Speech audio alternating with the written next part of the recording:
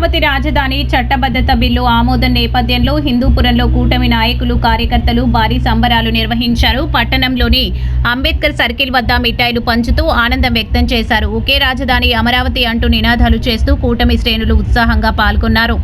పటాకులు కాల్చి సంబరాలు జరుపుకోవడంతో ప్రాంతం మొత్తం పండగ వాతావరణాన్ని తలపించింది. ఈ సందర్భంగా మాట్లాడిన కూటమి నాయకులు 3 రాజధానుల ప్రతిపాదనకు చెక్ పెట్టిన కూటమి ప్రభుత్వ నిర్ణయాన్ని స్వాగతించారు. గత 5 ఏళ్ల వైసీపీ పాలనలో మాజీ ముఖ్యమంత్రి వైఎస్ జగన్మోహన్ రెడ్డి రాష్ట్రాన్ని 3 ముక్కలుగా చేయాలని ప్రయత్నించారని విమర్శించారు. ప్రజల ఆకాంక్షల మేరకు అమరావతిని రాజధానిగా నిలబెట్టామని, కేంద్ర ప్రభుత్వంతో జరిగిన చర్చల ఫలితంగానే ఇది సాధ్యమైందని తెలిపారు. రాష్ట్ర అభివృద్ధికి ఒకే రాజధాని అవసరమని అభిప్రాయపడ్డారు. కూటమి నిర్ణయంతో రాష్ట్రానికి స్థిరత్వం వస్తుందని నాయకులు విశ్వాసం వ్యక్తం చేశారు. ఈ కార్యక్రమంలో పెద్ద సంఖ్యలో కార్యకర్తలు పాల్గొని రాజకీయ ఉత్సాహాన్ని చాటి చెప్పారు.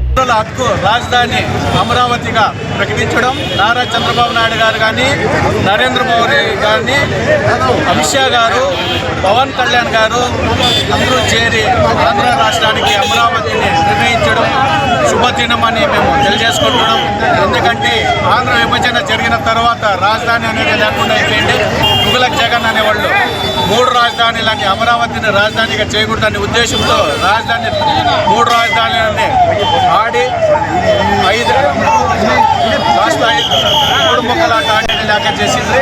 ఈరోజు ముఖ్యంగా రాజధాని విషయంలో ఆంధ్రల గుండె చప్పుడు అమరావతిని నిర్ణయించడం ఈరోజు శుభదినంగా గతంలో అమరావతిని రాజధానిగా ప్రకటించాలని చెప్పేసి ఎన్నో రకాల ఉద్యమాలను తెరలేపి పాదయాత్రలు కూడా చేయడం జరిగింది. ఆ యొక్క కృషి ఫలితంగా ఈరోజు మన అమరావతిని మన ఆంధ్రప్రదేశ్ రాష్ట్ర రాజధానిగా ప్రకటించడం చాలా సంతోషకరం. గతంలో తీసుకుంటే రాష్ట్రంలో రాజధాని లేని రాష్ట్రంగా గిన్నీస్ బుక్ ఆఫ్ రికార్డులు ఎక్కినటువంటి ఘనత మన సైకో జగన్మోహన్ రెడ్డి సందర్భంగా తెలియజేస్తా ఉన్నా.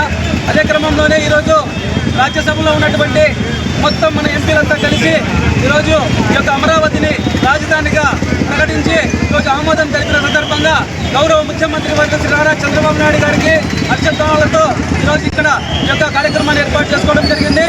అదేవిధంగా